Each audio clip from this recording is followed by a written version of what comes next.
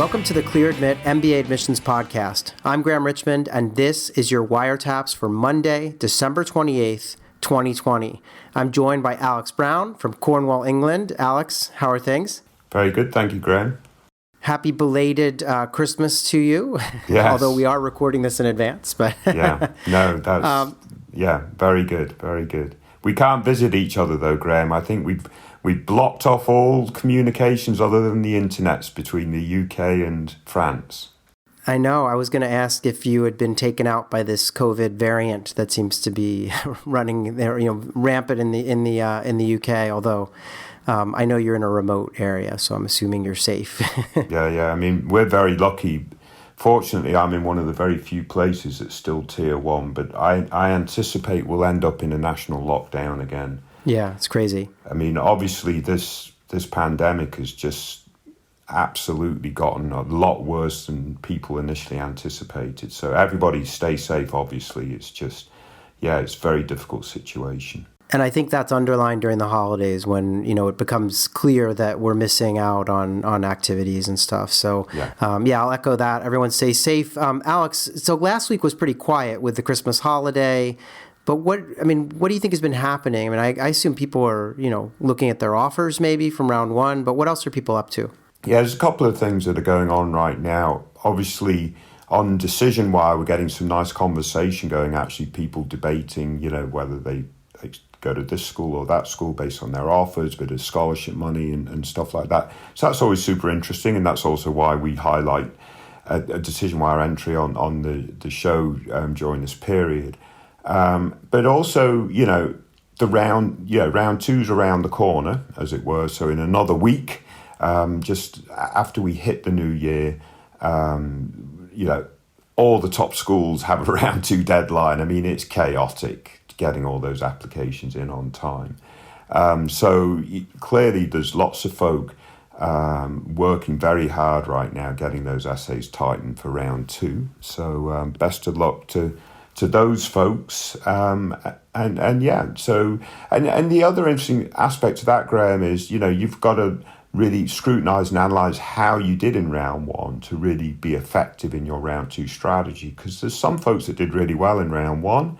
Maybe they're feeling like the job's done, but potentially the reason why they did so well may be that they didn't aim high enough and they could actually reach out into round two. So, some interesting stuff going on. Yeah, and I think one of the things I should mention, I know everyone loves to go to the site and look at LiveWire and Decision Wire, or, obviously in WireTaps we feature a lot of ApplyWire entries, but there are some other resources like these essay topic analyses where we literally break down a given school's essay questions. So if you're working on your round two apps and getting ready for those, that flurry of deadlines that comes right after the new year, make sure you're reading our analysis of these essay topics, because we've been doing this for years, and that is those pages on the site are really popular historically. So read that stuff. The other thing we have going on is we did a couple more Real Humans where we profile current students in MBA programs, and the schools that we featured over the last week were CEIBS in China and Emory in the US, in Georgia. So check those out if those schools are on your target list. We also analyze the Ross and Fuqua employment reports, which is always fun. And then the last thing I wanted to mention is that we've had a whole lot of interview reports coming in on the site. And as many of our listeners know, we have this archive of interview reports where candidates are kind of reporting from the front lines, like, here's what it was like. I just had my interview at Ross or at Harvard or wherever. And so those are coming in. And I think that's one of the nice things about applying in round two is that if you get an interview, there's already a lot of people who've kind of weighed in and shared what that experiences like this year.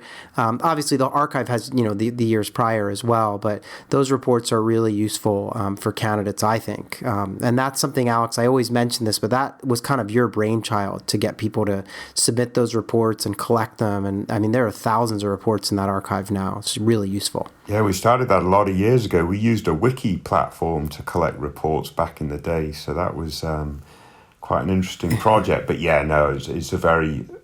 it's a fantastic resource, and thankfully and gratefully, we're at that stage now where folks are actually submitting new content to the archive. Yes. And that'll prove really helpful to the folks in round two. So that'll be very good. The other thing I just wanted to mention, Graham, and I hate to put you on the spot, but you talk about the Ross and the Duke and the Fuqua career reports. Have you looked at them yourself? Yeah, so I mean, I've not looked at them in the sense of like comparing them head to head. I quickly read the articles as I do. You know, we've been publishing these like profiles every time a school runs their employment report. But the thing that's been interesting to me as I've looked at all these reports is that it seems like for the most part, the leading schools haven't yet been impacted because a lot of the stats in these reports are really based on kind of pre-pandemic offers that were made. And so it's hard to tell. I think next year we're going to see some different types of numbers. But was there something that you had noticed that you wanted to talk about? No, I mean, it's just one thing that's super, super interesting. I haven't read the reports, I'll be perfectly frank with you, but if you look at the top 20 programs that we generally cover on ClearAdmit, and we have all this data from Livewire, ApplyWire, and specifically DecisionWire, if there's two programs that are comparable to each other in terms of the types of students that apply to them, the quality, and so on and so forth, and overlap in applications, overlap in decisions, et cetera, et cetera, et cetera. Those two programs, in my mind, are Fuqua and Ross. Yeah, it's amazing. I mean, you and I have actually looked at this data together, and for some reason, like there's a huge, what we would call cross-application pool for these two programs. You know, I mean, people often apply to both. They often get into both. And so it's a really interesting kind of head-to-head parallel kind of matchup. So, yeah. I mean, we know they're in the same tier, but they're in the same tier with the likes of Dard and Stern and a couple of other programs. But the overlap between Ross and Fuqua is quite phenomenal in terms of the data that I've looked at over the last several years. So, I just wanted to throw that out there. Yeah, very interesting stuff. So if you're thinking of applying to Fuqua, you should also be thinking of applying to Ross and vice versa. Yes. So one thing I wanted to say, as I know Christmas has now passed, but if you guys listening are feeling like you missed out on a chance to give Alex and I a present for the holidays, we'll take reviews of the podcast in our Christmas stockings if you're providing them. So please rate and review the podcast whenever you can. And Alex, we did get a couple of new reviews, one of which came in from someone named Doza H36, who called the podcast no-brainer to listen. And this person said, if you're a prospective MBA candidate, this podcast is a must-listen. Not only do Graham and Alex do a great job of engaging with their audience and really deep diving into their profiles, but they provide the why behind the recommendations and the thought process an admissions committee would have. On top of that, they've built a community on ClearAdmit that supports one another and provides communal feedback, which is incredibly helpful when going through this process. So the reason I highlighted that one, I know I have this tendency to read these reviews out. I think it's so nice to see them. But I thought what was cool about this one was this person's kind of commenting on the community that exists on the site. And we really do hope that when you go to ClearAdmit, whether you're in a chat room or, commenting on a Livewire or a DecisionWire post, that you do feel like it's a nice place to connect, with other candidates. And that's what we aim to do at least. So really nice to get that feedback, Alex. Yeah, no, very good. I know another review that came in, we don't need to highlight them necessarily both on air, but the other one talked about listening to the podcast. Unfortunately, we didn't feature their entry on ApplyWire, but through listening to the podcast, it really helped them, and they were successful in getting into a top 15 program. So absolutely fantastic. Yeah. With a full scholarship. Yeah, no, it's really... It is great to sort of get that feedback. I mean, at the end of the day, Graham, we've all got egos. So when someone says something nice about the work that you do, it does make you feel pretty good about what you're doing. We're passionate about this stuff. It's definitely great fuel to keep us going, no doubt. Yeah, absolutely. So without further ado, or as you'd like to say, let's kick on and get into the WireTaps portion of the show. You've picked out a couple of ApplyWire entries and one DecisionWire. So we'll start with an ApplyWire entry, and that's going to be WireTaps candidate number 1. So this person has 7 schools on her target list. She's applying to Columbia, Cornell, Michigan, MIT, Kellogg, Stanford, and Wharton, and not going to start school until the fall of 2022. So she has a little bit of time.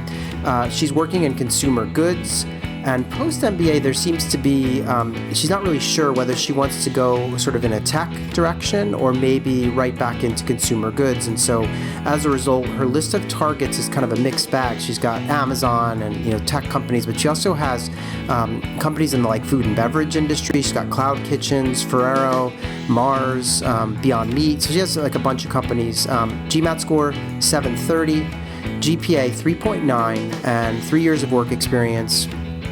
She's located in the greater New York City area and is hoping to land, basically East or West Coast or maybe Chicago or even international. So, her post-MBA location is sort of like anywhere, it feels like, in the West, I guess we could say. She actually asked a bunch of questions and provided a lot of detail on her candidacy. And so I thought we could try to get into those questions, but did you want to review any of these things? Because she offered a lot of detail about what she does. And I did know she mentioned she's a podcast junkie and that she's a huge fan of the Clear Admit podcast first thing in the morning. So here's another person that we might be waking up as opposed to putting to sleep. But anyway, what did you make of her candidacy? Because she did ask some questions and give us more detail in the comments and exchange you had with her. Yeah, no, I think quite frankly, overall, Graham, I think this is going to be a very strong candidate. She's got another year ahead of her to sort of strengthen, her sort of profile a little bit. But I think she's definitely on the right track. She's a little bit concerned that, she's only been promoted at par with her colleagues. And she does raise this sort of question that in this time, obviously of COVID-19 and the work conditions and the work environment, there's just not as much opportunity for candidates to really reach out and excel, like push for that really challenging project or whatever it might be, as many companies are just knuckling down and trying to survive these conditions and so forth. So I thought that was quite an interesting observation in terms of how candidates are able to handle what are suboptimal sort of conditions in their environment. So we'll see a lot of profiles, I assume, at the time this candidate applies that do need to address that. The other thing that she's a little bit concerned about, I think she reckons she'll have one really good recommendation. So obviously she's got one mentor or supervisor that's really sort of gung-ho for her, but that second ladder might not be as strong. So that's being thrown out there. Frankly, Graham, her numbers are fantastic. 730 on the GMAT, that's at average at the very, very top schools. 3.9 GPA, I don't care where you went to. You got 3.9, that's pretty good. And I imagine she went to a pretty good school. She did talk about that. And she's a little bit concerned that maybe she doesn't have as much quant in the background. So what she's done about it, she's already done the MBA math. This is someone who's really thinking ahead, really thinking about all the issues. And quite frankly, I think Graham is going to ultimately end up producing great applications because she is thinking ahead and she is, dealing with all these particular concerns in a proactive fashion. And that's what MBA admissions admire, people that are proactive about these things. Her list of target schools is a nice spread, but I think I said this right at the beginning of my first bit of feedback, my only bit of feedback thus far on ApplyWire, is you might be underselling yourself and your concerns, which frankly is a good thing anyway. Overall, Graham, I think this is a potentially very strong candidate, but let me throw the question back to you because I do think this is worth a discussion on WireTaps, not maybe even just today, but over the next several episodes. Clearly, lots of candidates are facing suboptimal conditions in their workplace. How should they be dealing with that when there aren't so many really sexy projects to jump on board with? Yeah, and just to kind of underline that, I think what she suggested in her post is that, you're like part of a team working on like some new product launch or a new idea that's, really kind of still in the early stages. And a lot of those types of things just got backburnered or put on hold entirely. And so I think her concern is, well, what do I do? I can't, there's less opportunity to like you're saying, to do these big projects or make your mark kind of thing. And, as companies kind of are on, like war footing or whatever you want to call it, like just like sort of trying to hang in there in many domains. So I hear what she's saying. I think you're right. It's going to be a problem for a lot of candidates, but I also think the admissions readers know that this is going on. And, frankly, I'd rather be in her position where she's still working. She did get promoted once. She's at par with her peers.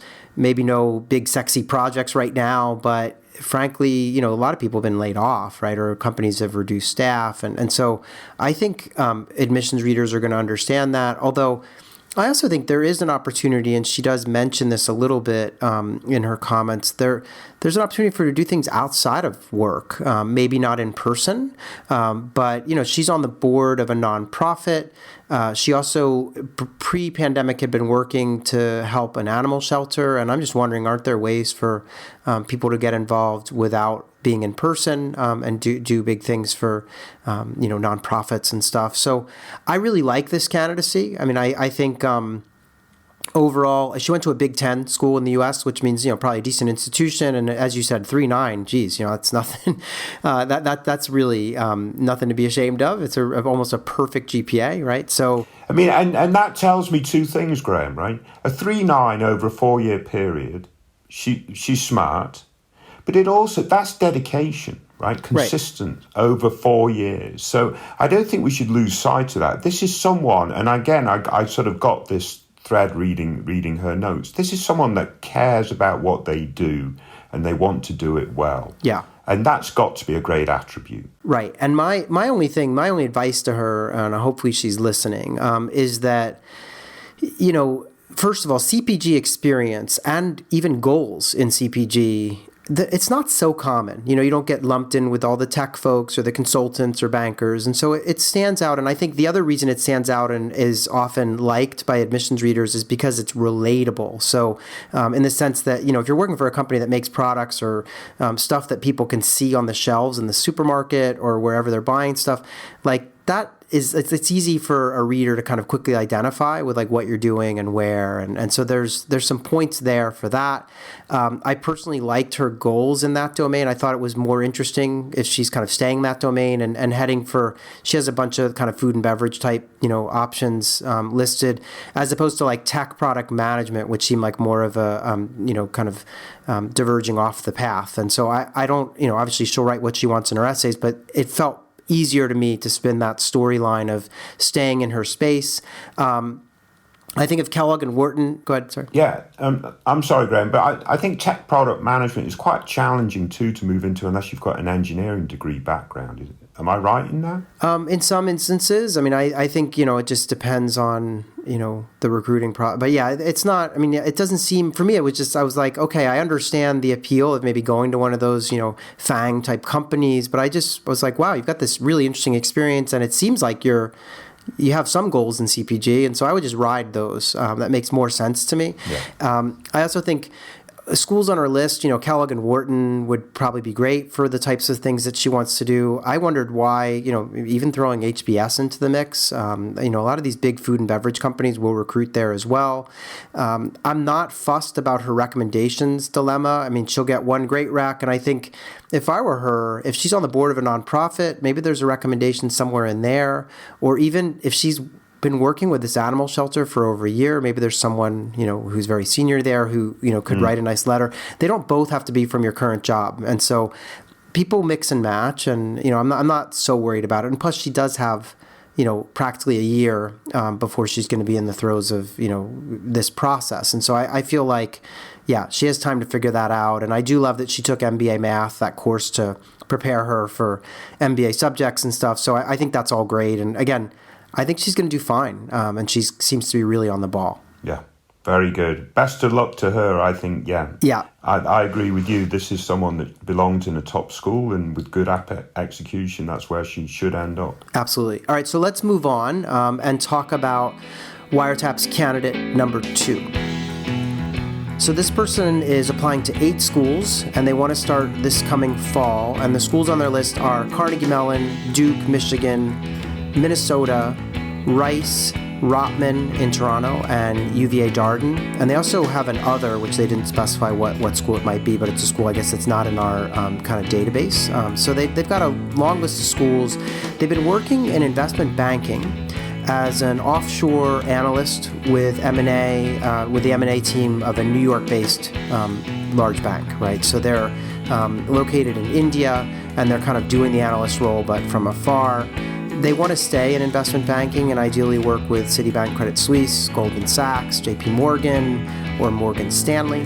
Their GPA is basically a perfect GPA. They got an 89th percentile at one of the leading institutions in India. But when you translate that GPA, which just for our listeners who are not familiar with India's grading system, an 89th percentile is like unheard of. And so it basically translates to a 4.0 on the US scale. 5 years of work experience and a GRE score of 319. They would love to use the MBA to transition from India to North America. And, that's basically the profile. Alex, you and I talked about this before we came on air. We have some concerns about this candidate, and, a lot of it centers around that GRE, but I'll let you kind of describe those concerns a little bit. Yeah, quite honestly, I don't really get this candidacy because on the one hand, they're outstanding. So, the GPA, outstanding. It looks like they're doing very well at work.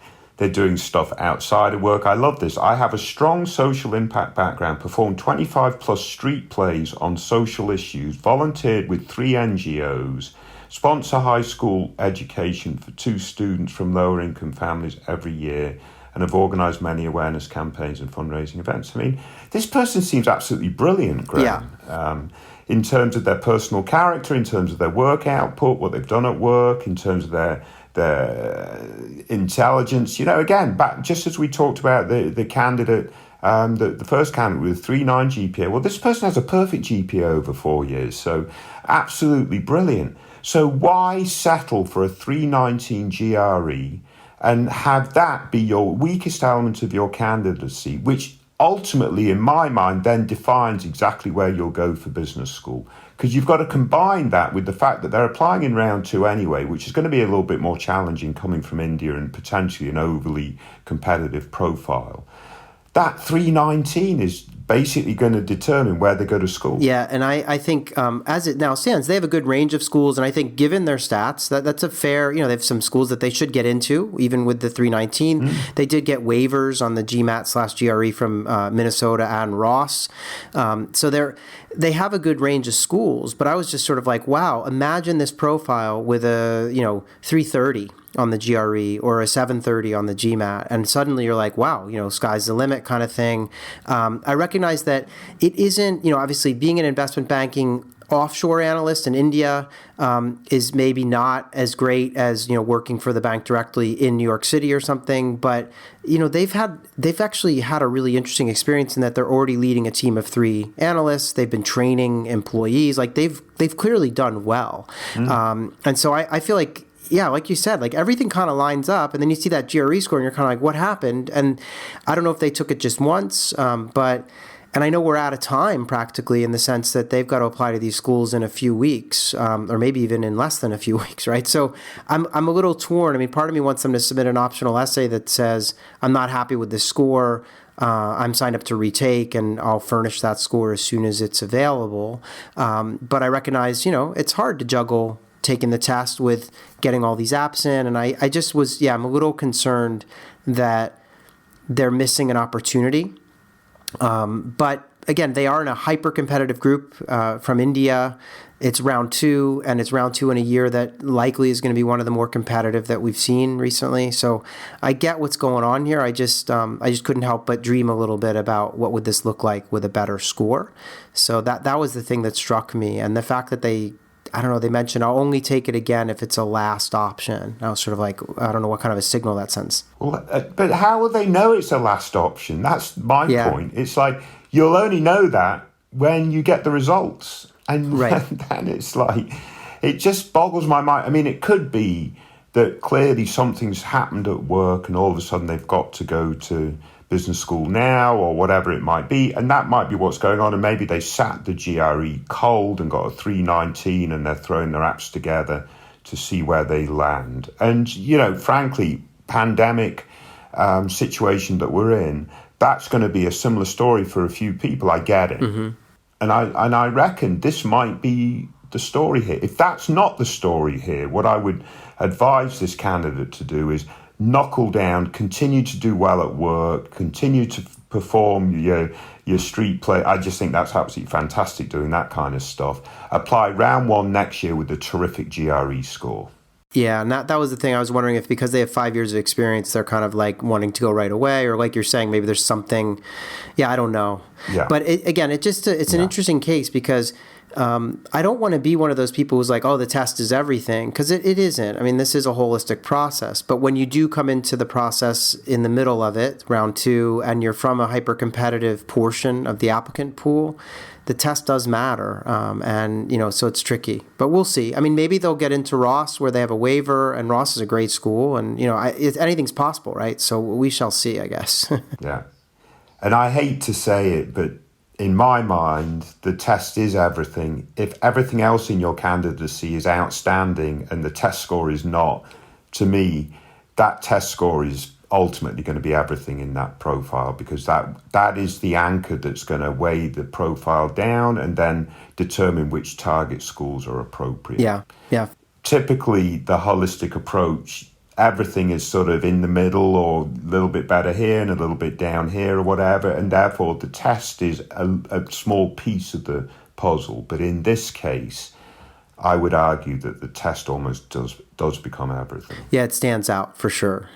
So anyway, I do want to thank that person for sharing their profile. Hopefully our advice helps in one way or the other. I mean, maybe they take an approach of looking to resit and getting schools a new score, because what could happen is some of those top schools on their list may just say, okay, new score's coming. We're going to waitlist you for now and get us the score when you can, you know, and that could open up some doors. Yeah, get the test scheduled before the interview invites are due. Yeah, exactly. So let's move on, though. We have one more candidate for this week. This is WireTaps candidate number 3. So this is a DecisionWire entry from the website, and it's a candidate who is undecided about where to attend. This person applied to Dartmouth, Duke, Michigan, Kellogg, Darden, and Yale. Obviously, they're going to start this fall, and they got offers from Duke, Michigan. Michigan came with a $50,000 scholarship. They also got into Darden and Yale, and they are currently waitlisted at Tuck and Kellogg. So they did really well in the sense that, they kind of almost around the table. I mean, they got a couple of waitlists and a bunch of acceptances, but they're wanting to get into consulting after business school, and they're not really sure where to go. Some other background is they have a 720 on the GMAT, a 3.88 GPA. They're currently in Georgia, and they mentioned that it's for them, it's come, they're waitlisted at Tuck and Kellogg, and so it's come down to Darden versus Yale. And they're hoping to negotiate to get a little bit of scholarship money from each of those programs, because they got nothing other than that money from Ross, which, as I said, is $50,000. They love the social impact focus at Yale, but they also recognize that Darden is like a consultant factory, and they want to do consulting, right, post-MBA. So they like the communities and the people at both, although they think Charlottesville might be a slightly easier transition. So there was more said in the comments, because there's been some back and forth as people debate this. But Alex, what do you make of this scenario and the fact, one thing that struck me right away is they seem to be really focusing on either Darden or Yale, and they're not really taking into account the Ross offer with $50K. So, what do you make of this decision here and debate? Yeah, this is very interesting. And a few things I wanted to point out right from the beginning. We talked earlier on the podcast about, out of the top 20 programs, which programs are most similar. And here's an example of that. The person amongst the programs they targeted were Duke and Ross, and they got admitted to both Duke and Ross. And those two are the two programs with the most overlap that we see in the top 20. So interesting to see. I didn't remember that was necessarily the case for this DecisionWire entry, but it's good to see that what I talked about a little bit earlier plays out here. The other thing that I wanted to just address right at the beginning is when we see on Livewire people get admitted somewhere and they get denied somewhere and this, that and the other, and there's lots of speculation that it's a little bit random and the process and how do you get admitted in this school and denied at this school and so on and so forth. And some of the answer to that is down to fit and how you articulate that in the individual applications. But this is a great example, I think, of things really playing out appropriately, or if appropriately is the right term. So this candidate might not think it's appropriate, but whatever. So you've got the waitlist decisions at Tuck and Kellogg, and Kellogg's M7, Tuck's slightly behind M7. Then you've got the admit decisions at Yale, and you could argue Tuck and Yale are actually probably in the same tier, but maybe there's a little bit of randomness there. But you've got the admit decision at Yale, and then the rest are all in that top 16 group, that Darden, Ross, and Duke. Fuqua, what I would call the top 16. I saw in a report the other day they're labelled top 15, even though there's 16 programs in the group. So I'm not quite sure how they managed to do that, but they're in that top 16. So this is a candidate sort of, obviously they prepared well, they did a very good job with their applications, and the game sort of played out like it should, right? Waitlist at slightly higher tiers, then admit across the board, and so forth. So that's very good. Okay, so they got an offer at Ross in terms of scholarship. So one of the things that they could do is potentially take that offer and negotiate with the two schools that they would prefer to actually attend, which is Darden and Yale, in terms of their current offers.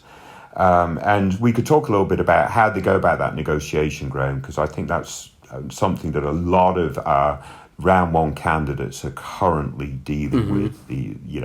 Are they able to negotiate? How do they negotiate? What's the smartest way? So I'll let you talk to that a little bit in a minute. So they need to do that. Frankly, on the dialogue we're having, the answer is Darden is a bit of a more comfortable option, and Yale is a bit more of a life experience option, a bit of a challenge option for something different, right? So that's sort of how I'd summarize those two options for this particular candidate, because they're more from the South and so on and so forth.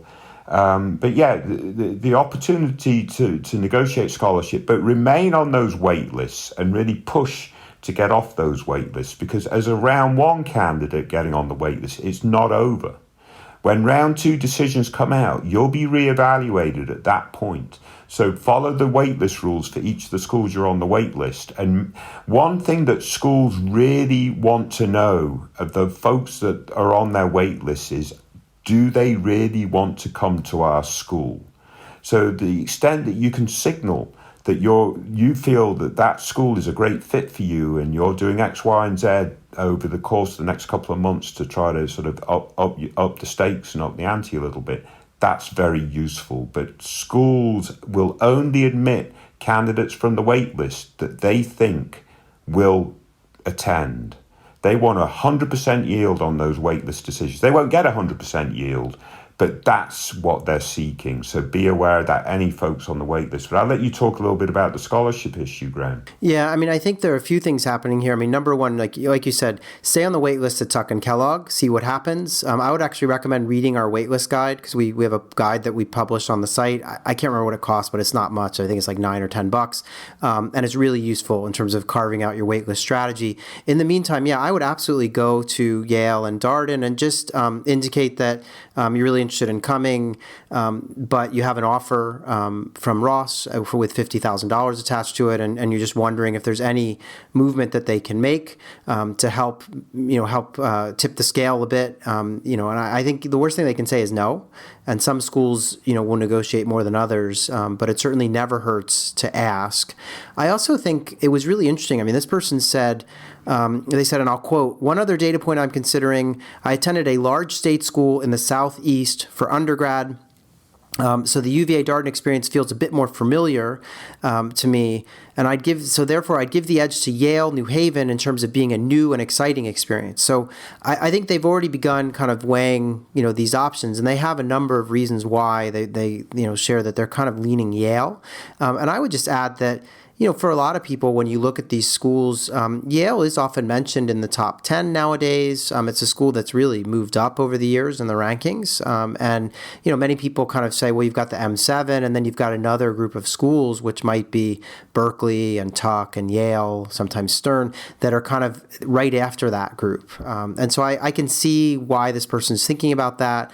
But again, I like you said, I wouldn't give up on the likes of Kellogg and Tuck. So as you said, round one waitlist is, I never get too worried about a round one waitlist. I feel like the acceptance rate off the waitlist when you're put on the waitlist in the first round it might be as much as like 50%. So your odds are not bad of getting an offer from one of these two programs, given how early it is, especially if you follow the rules of the waitlist and carve out a nice strategy to kind of make it known, as you said, that you want to attend, and that you're doing things to address, whatever might be, any holes in your candidacy. I mean, there are a lot of things you could do. So again, I think this is an interesting case. I mean, it is hard to walk away from $50,000 at a place like Ross, which is a great school, but everyone has their preferences, and so clearly this person seems to be willing to do that in exchange for going to Darden or Yale.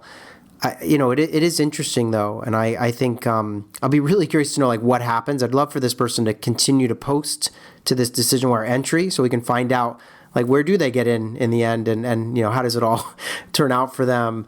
But yeah, there's no harm in asking a school, and often they might ask you to prove it, show them the letter you got from Ross or whatever. But you can do that and see what happens. The worst they can say is no, we can't give you any more money. Yeah, no, absolutely. So yeah, hopefully we offer a little bit of advice, but at the end of the day, with the current options they have on the table, a couple of years in New Haven sounds like the place they're going to end up. Yeah, agreed.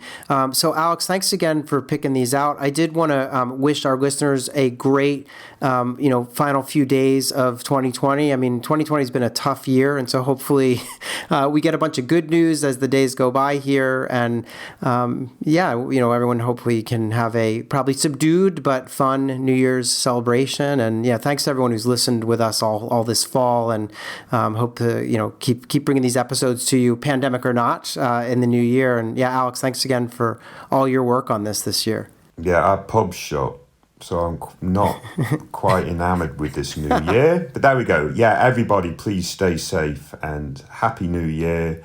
And let's hope 2021 is COVID-free with the vaccines rolling out, and we can get back to a normal life. Yep. Best of luck, everyone. All right. Happy New Year, folks. We'll be back in 1 week's time with another episode of WireTaps.